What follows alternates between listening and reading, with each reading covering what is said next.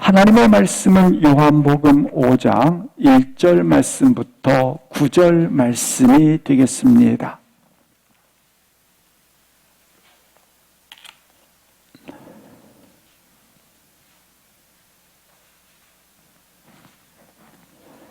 요한복음 5장 1절 말씀부터 9절 말씀까지 함께 합독을 하시겠습니다. 그 후에 유대인의 명절이 되어 예수께서 예루살렘에 올라가시니라.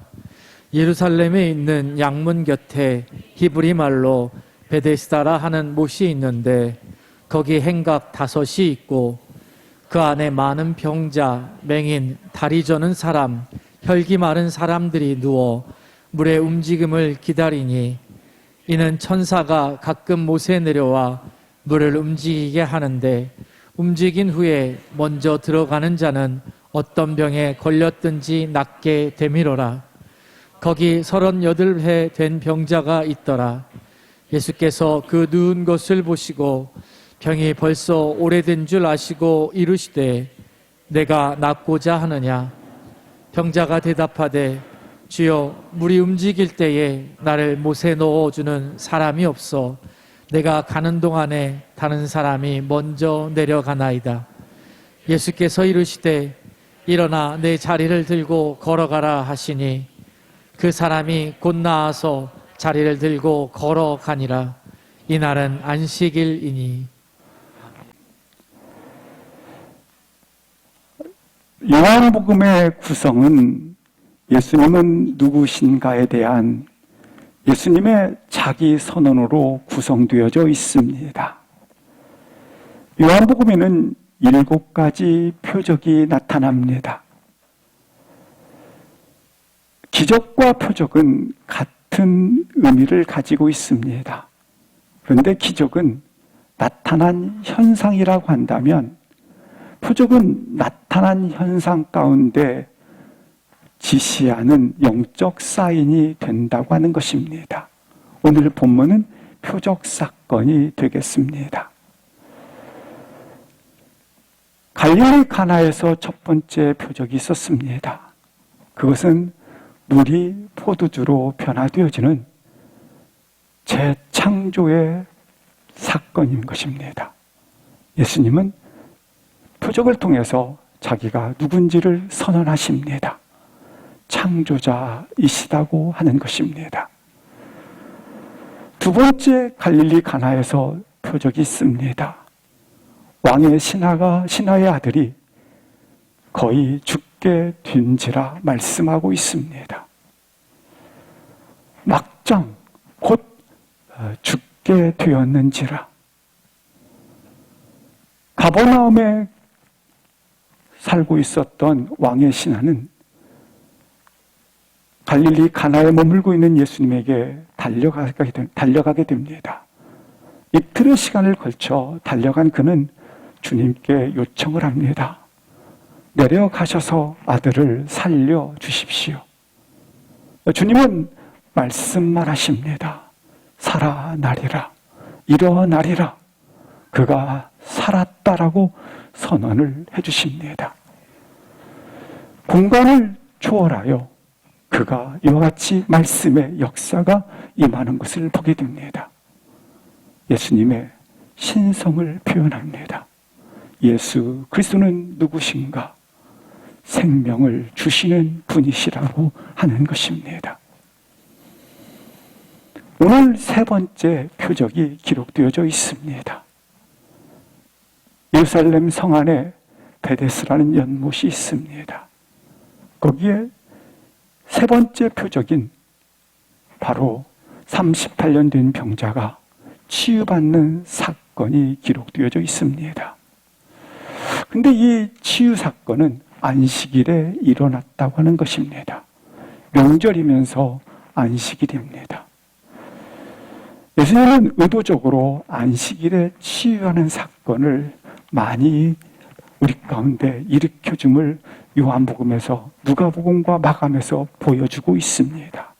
의도적으로 누가복음 13장에 18년 동안 귀신 들린 자가 감사하게 안식일에 예수님으로 인하여 치유되어지게 됩니다. 누가복음 14장에는 수종병이 걸린 자가 안식일에 고침을 받게 됩니다. 마태복음 12장 9절부터 14절 말씀을 보면 안식일에 손 마른 자가 깨끗하게 치유함을 받습니다. 이처럼 치유를 통하여 예수님께서 자기 선언을 하신 것입니다. 하나님의 아들임을 선언해 주신 것입니다. 오늘 본문 자신이 하나님의 아들임을 본문을 통해서 보여주고 있다고 하는 것입니다. 먼저 요한복음 5장 1절 말씀을 보시겠습니다. 두 가지 본문에는 특징이 있는데 그 후에라는 말씀이 있습니다. 저자들마다, 복음서 저자들마다 각각의 특징이 있습니다. 예컨대 마태복음에서는 그때라고 설명을 합니다. 마가복음에서는 즉시 곧 바로, 그 다음에 누가복음에서는 때가 이름에, 이렇게 같은 의미를 가지고 있는데 저자들마다 이와 같이 표현 단어들이 강조점이 나타나고 있는 것을 볼 수 있습니다.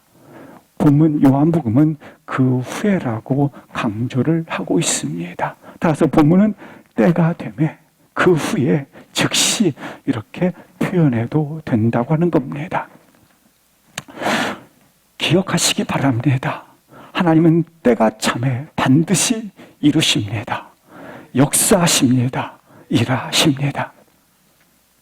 두 번째 본문을 통해서 나타난 특징이 있는데 명절이 되었을 때 예루살렘에 올라가시니라.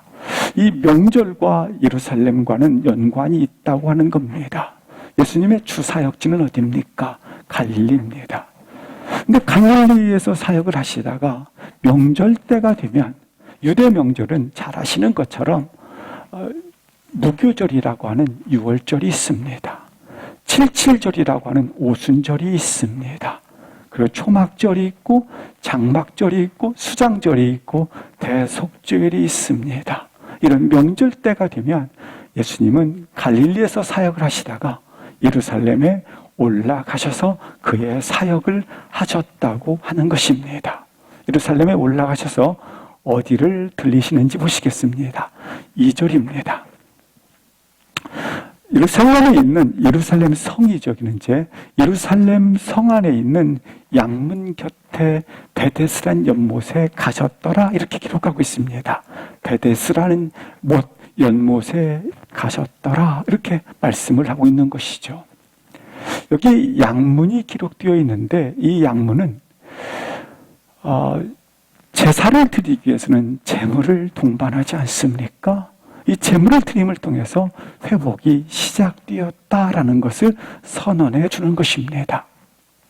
그래서 이 제물로 뭘 가지고 이 성 안에 들어가느냐 하면 제사를 드리기 위해서 양을 가지고 들어간 겁니다. 그래서 이 말을 양을 따서 양문이라고 그렇게 불리우게 된 것입니다.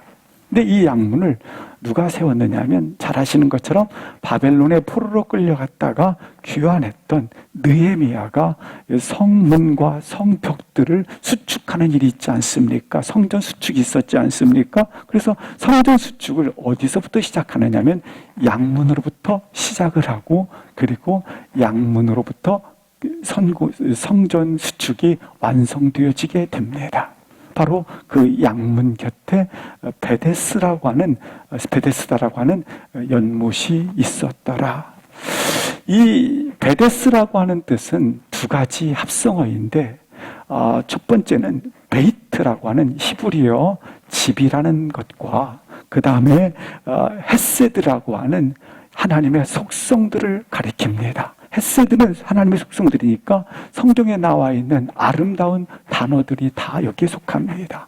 성실, 은혜, 사랑, 긍휼, 자비, 온유. 그러니까 두 가지를 합치니까 베데스다는 긍휼의 집, 자비의 집, 사랑의 집, 성실의 집, 어떤 단어를 붙여도 그와 같은 의미를 가지고 있는 것이 베데스라고 하는 연못의 의미를 가지고 있습니다. 거기에 행각 5이 있었더라. 이 행각은 기둥들이 아니겠습니까? 이 기둥들이 그러니까 이리저리 뒤엉켜져서 연결되어 있더라. 이런 표현이 되겠습니다. 거기에 예수님이 가셨더라. 가셔서 3절 보시겠습니다. 놀랍게도 그가 본 것이 있습니다. 뭘 보았느냐 하면 그 안에 베데스다 연못안에 이 명절 때가 되면 오늘 명절이면서 6월절이 그 명절 사이에 끼어 있지 않습니까? 디아스포라 흩어져 있는 유대인들이 명절 때가 되면 전국에서 3개월, 4개월 정도 머물면서 다 몰려듭니다. 수많은 인파가 이 성 안으로 몰려들었다고 하는 겁니다. 발 비빌 틈이 없는 것이죠. 그 안에 가보니까 병자들이 많은 병자들이 있는데 구체적으로 맹인, 보지 못하는 자들이 있었고 다리 저는 사람이 있었고 혈기 마른 누워있는 사람들, 중풍병자들이 있었더라. 이렇게 소개하고 있습니다. 다른 표현으로 말한다면 누군가의 도움 없이는 살 수 없는 사람들, 누군가의 도움 없이는 움직일 수 없는 사람들이 그 안에 꽉 메웠더라입니다. 왜 모여 있는가? 베데스다 연못 안에 왜 이 많은 인파들이 모여 있는가? 이와 같이 많은 병자들이 있는가? 그 이유는 4절 때문에 그렇습니다. 4절 보시겠습니다. 이 이유는 하나의 소문이 퍼지기 시작했고 이 소문은 전설이 되어버렸습니다. 신화가 된 거죠. 어떤 신화가 있었느냐면 이 베데스다 연못에 대한 하나의 전설이 있었는데 물이 흐를 때 가끔 물이 솟구치는 겁니다. 그 솟구치는 장면을 보고 하늘의 천사가 못해 내려와서 물을 움직이니까 솟구친다고 생각을 한 겁니다. 솟구칠 때 천사가 물을 움직일 때 어떤 기대를 갖고 있었냐면 먼저 들어가는 자는 어떤 병이든지 낫더라, 고쳐지더라, 어떤 병이든지 치유되더라, 이렇게 말씀을 하고 있습니다. 사랑하는 성도 여러분, 기억하십시오. 신앙이 왜곡되면 전설이 되어버립니다. 신앙이 왜곡되면 신화가 되어버리는 겁니다. 신앙이 지금 왜곡되어 있는 모습을 보여주고 있는 것입니다. 우리는 분명히 맹인은 아닙니다. 그러나 우리가 사는 현실입니다. 3절, 4절은 우리가 살고 있는 모습이라고 하는 것입니다. 베데스다 연못에 모여 있는 사람들과 하나도 다를 바가 없는 모습이 나의 사는 모습이라고 하는 것입니다. 우리는 맹인은 아닙니다. 그러나 우리의 내면을 보면 여기에 있는 병자들보다 더 한이 맺혀 있고 상처받아 있고 그리고 병이 다 있다고 하는 겁니다. 우리는 여기에 있는 자들처럼 3절에 나와 있는 것처럼 맹인은 아닙니다. 하지만 나의 내면을 바라보면 어찌 보면 여기에 있는 사람들보다 더 한이 많고 더 상처에 지쳐있고 그리고 병들어 있다고 하는 것입니다. 문제는 가끔 천사가 내려와서 물을 움직이는 순간 이 물에 먼저 뛰어드는 자가 고쳐진다고 하는 것을 그대로 믿는다고 하는 겁니다. 이 신화를, 이 소문을, 전설을 믿는 것입니다. 그래. 천사가 물을 움직이는데 먼저 들어가는 자는 낫는다. 1등하면 살아남는다. 이걸 손에 쥐면 다 해결된다. 이렇게 생각하며 사는 것입니다. 1등을 가야 낫게 됩니다. 살아남는다고 하는 것입니다. 그래서 실상 이 세상은 그렇게 먼저 들어가는 자가 낫게 됨이라. 그렇게 해서 이 세상이 만들어 지금 나아가고 있습니다. 그렇게 되면 다 낫는다고 생각을 하고,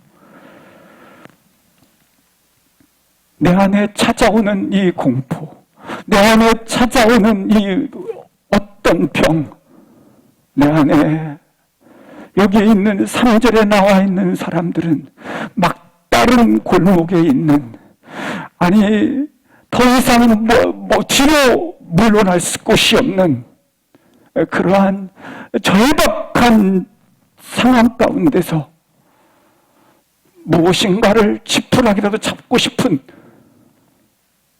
별의별 수단을 찾아서라도 낫고 싶은 그런 가운데 그들이 찾은 살아남기 위한 세상 방식은 먼저 들어가야만 된다는 겁니다. 먼저 들어가야만 살아남는다라는 생각을 가지고 사는 겁니다. 우리 삶을 보십시오. 먼저 들어가야 살아남는다, 고쳐진다, 살게 된다, 이 생각을 가지고 사는 거예요. 먼저 들어가야. 사마리아 수가성 여인은 내가 좋은 남편 만나야 고쳐진다, 해가 된다, 살아남는다, 내가 돈을 통해서 성공해야만 살아남는다, 낫는다, 고쳐진다, 해가 된다, 권력을 만나야 내 소원을 다 믿어버리는 거예요. 그래야 낫는다라는 거예요. 이걸 가지면 다 해결된다.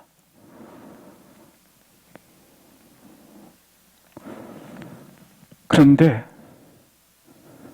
베드스다 연못 거기에 천사가 내려왔다는 기록도 없고,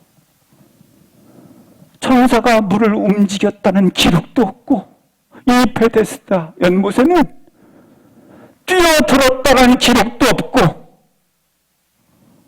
병이 나았다는 기록도 없습니다. 다 믿고 있는 거예요. 우리 또한 먼저 들어가면 낫게 됨이라는 생각을 가지고 세상 해결 방식, 이 방법으로 살아가면 살아남는다, 낫게 된다, 고쳐진다, 모든 문제가 해결된다라는 생각을 가지고 거기에 뛰어 들어가고 있다라고 하는 겁니다.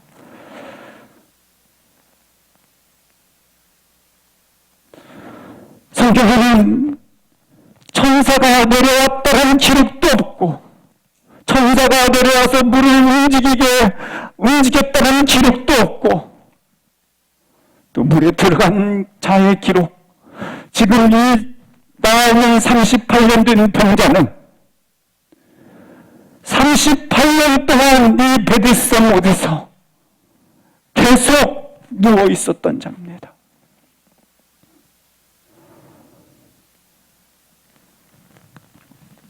이 헛된 꿈, 헛된 환상을 가지고 있었던 겁니다. 근데 이 여기 38년 된 병자는 이 헛된 환상에 대열에서도 본인이 누워만 있어야 되니까 그 행렬 속에 나고자 합니다. 그 헛된 꿈을 찾아가는데 나고자 합니다. 그런데 오늘 본문 속에 주님이 그 나고자인 38년 된 병자를 찾아오셨다고 하는 겁니다. 주목하고 계시다고 하는 것입니다. 그것이 5절, 6절입니다. 함께 합독하시겠습니다. 38해 된 병자가 있더라. 예수께서 그 누운 것을 보시고 병이 벌써 오래된 줄 아시고 이르시되 내가 낫고자 하느냐. 한 사람을 주목하게 되는데 5절 말씀에 보시면 그는 38해 된 병자였더라. 이렇게 성경은 소개해주고 있습니다. 그런데 이름을 밝히는 것이 먼저 아니겠습니까? 근데 병자의 이름은 없고 단지 기간, 이 병자된 해가 38년이 지났더라. 그러니까 기간만, 병들어 있었던 기간만 밝혀주고 있습니다. 이게 바로 이 저자인 요한이 기록 목적입니다. 이 38년이라고 하는 이 숫자는 중요한 유대인들의 숫자인데 어떤 기간이냐면 신명기 2장 14절 말씀을 보시겠습니다. 신명기 2장 14절 말씀에 보면 이런 말씀이 있습니다. 세례 시내를 건너기까지 38년 동안이라. 이스라엘 백성들이 광야 출애굽 기간이 40년입니다. 그래서 홍해바다를 지나서 가나안 땅에 들어갈 때까지 이 출애굽 기간을 40년으로 보고 있습니다. 근데 오늘 본문에 보니까 38년이라고 기록되어져 있습니다. 출애굽 기간은 2기로 나누어지는데 1기는 홍해바다를 건너서 시내산에 이르기까지 기간이 2년입니다. 이때는 율법의 말씀을 받지 않은 상태입니다. 시내산에서 모세를 통해서 하나님께서 율법을 주시게 되는데 이 율법을 받은 후 시내산부터 어디까지 가나안 땅에 들어가는 세례 시내까지 건너기까지가 38년이니까 정확하게 40년이 아니겠습니까? 그러니까 결국은 38년이라고 하는 이 숫자는 뭘 의미했느냐면 율법을 받은 이스라엘 백성들을 말하는 겁니다.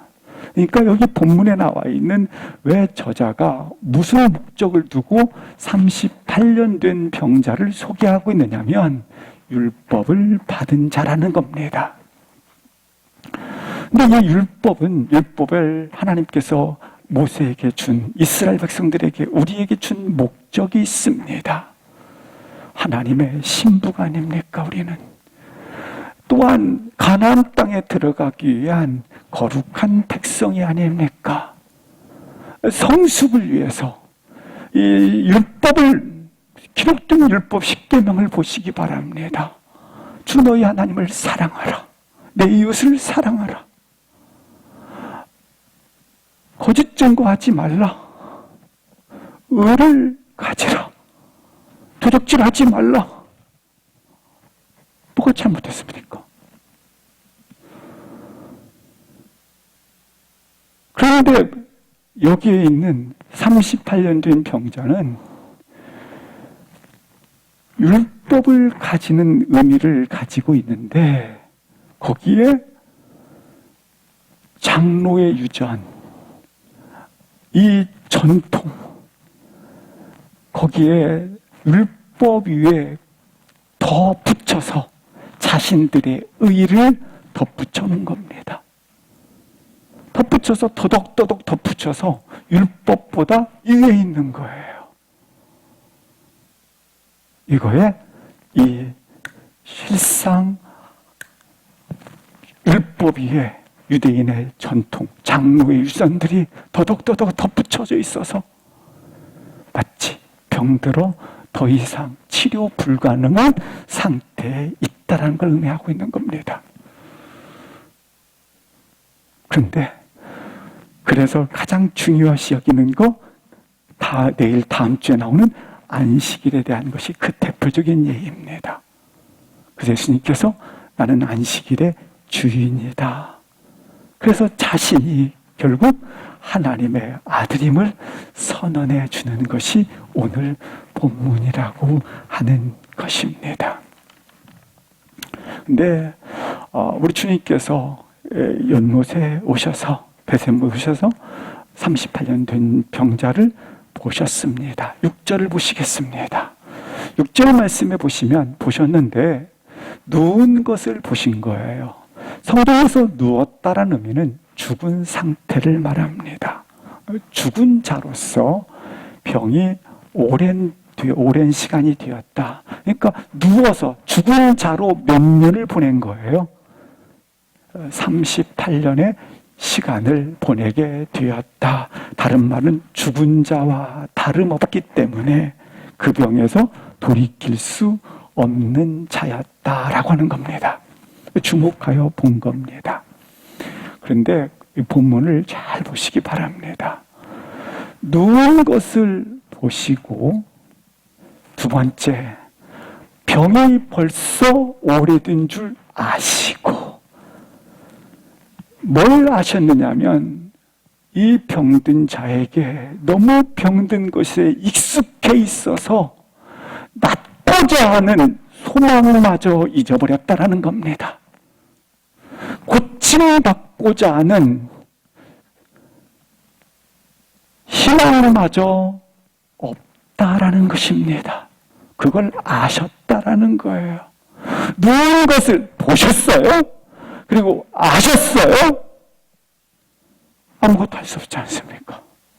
그러나 긍휼히 여기시사 이르시되 찾아가셔서 네가 낫고자 질문을 하고 계신다고 하는 것입니다. 사랑하는 성도 여러분, 오늘 우리 주님이 우리에게 오셔서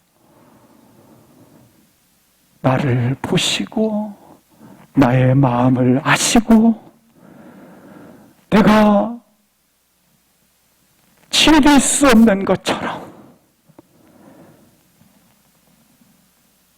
그렇게 묻어놓은 병들 보시고 아셔서 나에게 질문하고 있는 겁니다. 네가 낫고자 하느냐? 우리를 보시고 나의 영혼의 마음을 아시고 묻고 계신 겁니다. 네가 낫고자 하느냐? 아이 주님, 병 낫고 싶지 않은 자가 어디 있겠습니까? 내 안에 있는, 내면에 묻어있는 욕망, 나의 내면에 묻어있는 오랜 동안 지속되어지기 때문에 관습이 되어버린 나의 이 죄의 부분들, 치료받고 싶지 않은 사람이 어디 있습니까? 그걸 질문이라고 하십니까? 그런데 오늘 보시기 바랍니다. 좀 더 의미를 담아서 나에게 물어보십시오. 네가 낫고자 하느냐? 아니, 더 강도 있게, 더 깊이 물어보십시오. 네가 진실로 낫고자 하느냐? 네가 네 욕망부터 진실로 노임받고자 하느냐? 네가 진실로 너의 치료의 부분을 치료받기를 원하느냐? 네가 진실로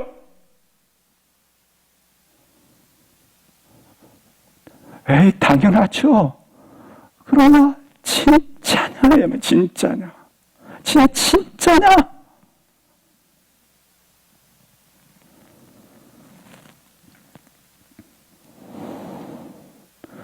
네 마음에 정말로 진실로 진짜로 진정 낫고자 소원하느냐? 아버지, 이런 죄를 용서해 주세요. 하지만 그게 진짜냐?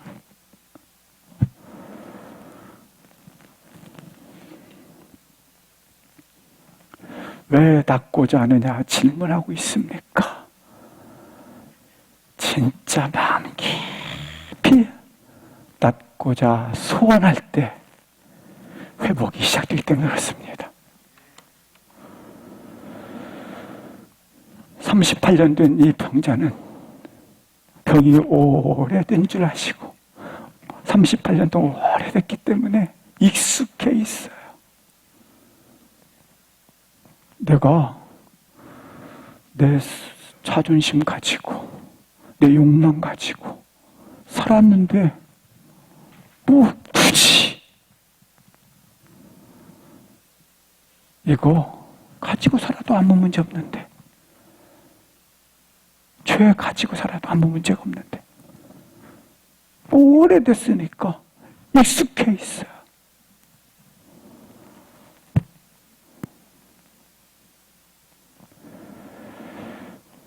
그래, 이거 가지고 살아야 내 생존을 버틸 수 있지.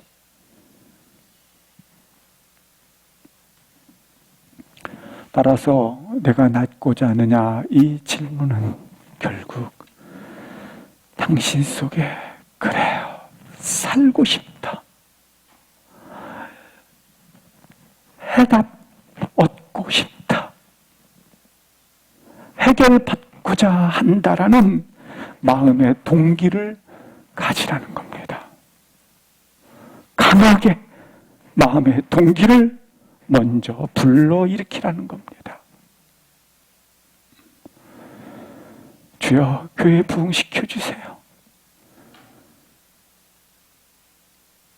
진짜냐? 주여, 사업장. 주여, 내 자녀. 진짜냐?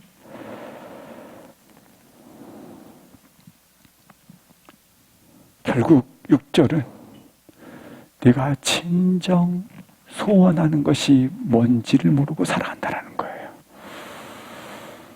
네가 진정 소원하는 것이 뭔지도 모르고 살아가기 때문에 다른 사람이 소원하는 거 있거든요. 그거 따라가요. 그래서 그 사람이 가지고 있어. 그럼 나도 저거 사야지. 나도 가져야지.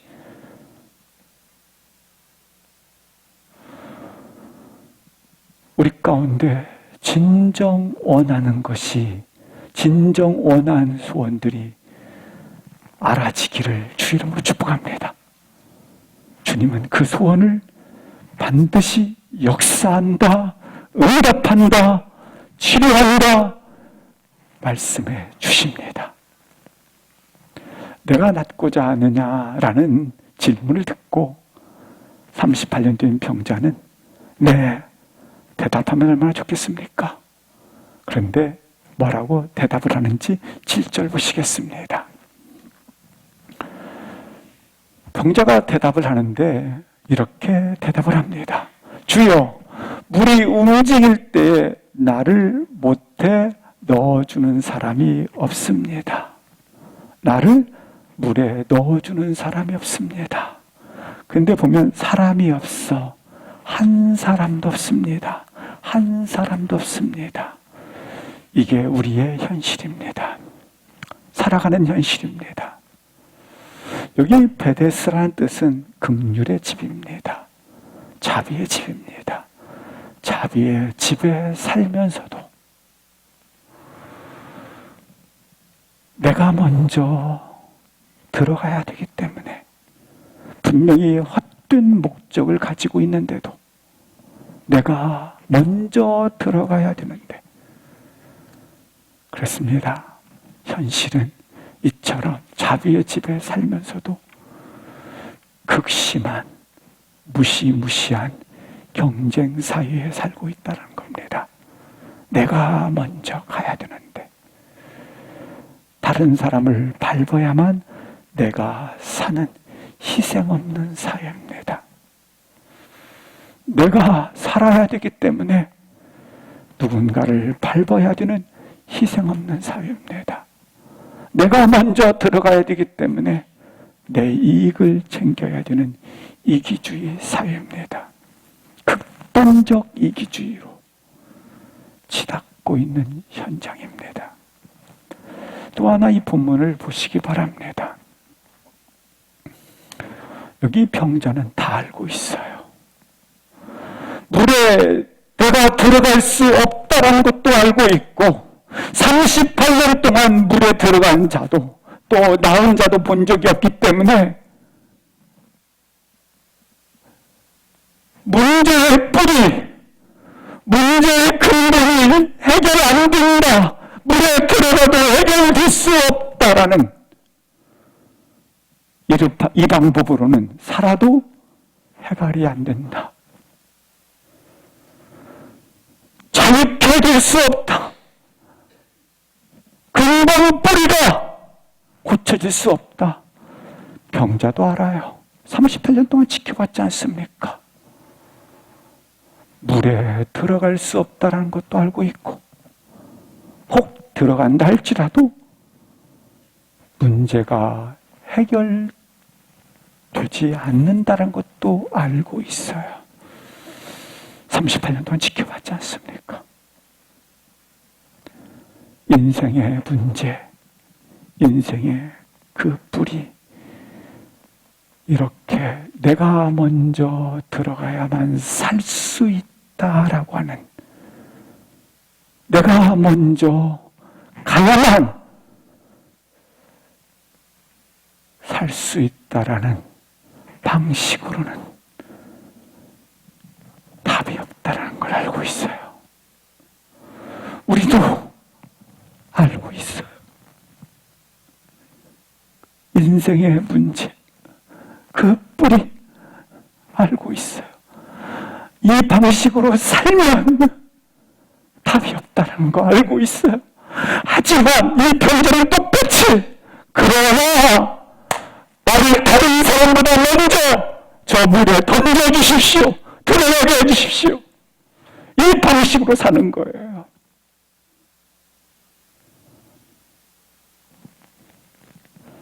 누군가가 나를 연못 속에 던져주기 하면 내가 삽니다. 나를 그렇게 이 방식으로 살려주십시오.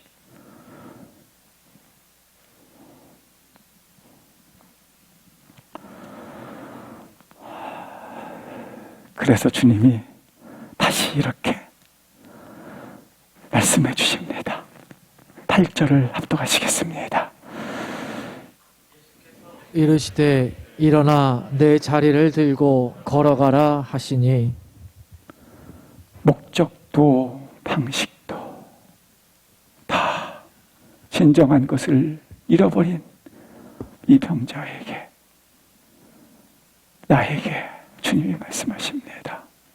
예수께서 이르시되 일어나라. 다른 말로 말하면 주께 시선을 두시기를 바랍니다. 다시 한번 예수 그리스도를 바라와 예수 그리스도를 바라보라. 주님께서 말씀하십니다. 일어나라. 내가 연못에 들어가면, 뛰어 들어가면 낫는다라는 그 목적, 그 목적에 달려가고 있다. 거기에서 일어나라. 그 먼저 뛰어 들어가는 산다라는 세상 방식에서 일어나라. 나와라. 네가 거기에 뛰어들어가는 산다고 하는 그것이 네 인생의 전부가 되어 있는데, 네 인생의 전부. 야, 뛰어들어가면 살아남아. 그 전부. 사랑하는 식구들이여, 일어나시기를 주의 이름으로 축복합니다. 일어나라. 이렇게 말씀하시는 분은 누구십니까? 물이 변하여 포도주가 되게 하신 창조자이십니다. 이렇게 말씀하시는 분은 누구십니까? 영원한 생수를 부어주시는 생명의 하나님이십니다. 하인의 아들을 고치신 치료자이십니다. 그분이 말씀하십니다. 일어나라.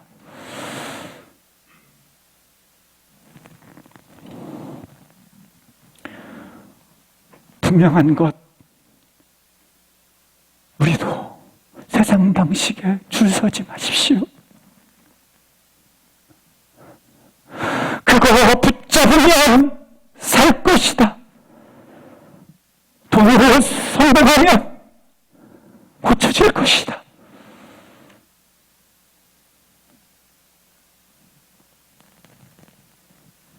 더 이상 그것의 목적을 두지 말아라. 일어나라.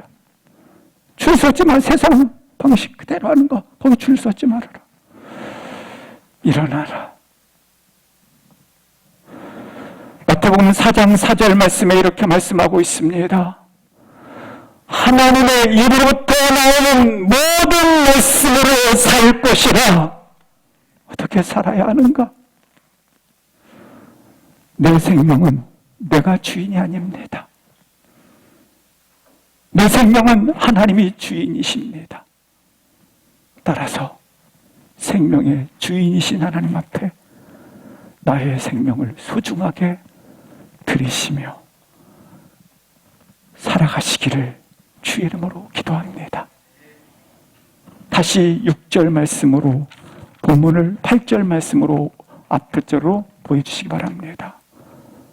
내 자리를 들고 걸어가라. 나사로가 죽었을 때 죽은 지 사흘이 지납니다. 나사로를 살리신 주님이 자신의 선언을 하십니다. 자신이 누구인지를 선언하시는데 요한복음 11장 25절 26절 말씀을 보시겠습니다. 요한복음 11장 25절과 26절 말씀에 보시면 이렇게 말씀을 하고 있습니다. 예수께서 이르시되 나는 부활이다. 나는 생명이다. 그렇습니다. 예수님은 부활이십니다. 예수님은 생명이십니다. 그런데 오늘 8절 말씀에 보니까 너는 걸으라. 어떻게 걸으라? 부활과 생명을 가진 자로 걸어가라.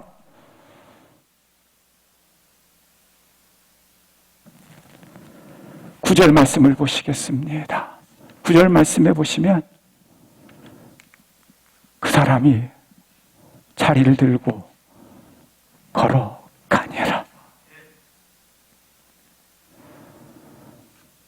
지금부터 약 500년 전에 말씀을 읽고 하던 믿음의 종교개혁가들이 다시 걸어가기 위해서 5대 선언을 하게 됩니다. 오직 그리스도로, 오직 은혜로, 오직 믿음으로, 오직 하나님께 영광을, 오직 은혜로. 이 지점에서 다시 걸어가시기를, 다시 살아가시기를, 그리고 일어나시기를, 들고 걸어가시기를. 이것이 우리의 진정한 소망이라고 하는 것입니다. 함께 일어나 찬양하시겠습니다.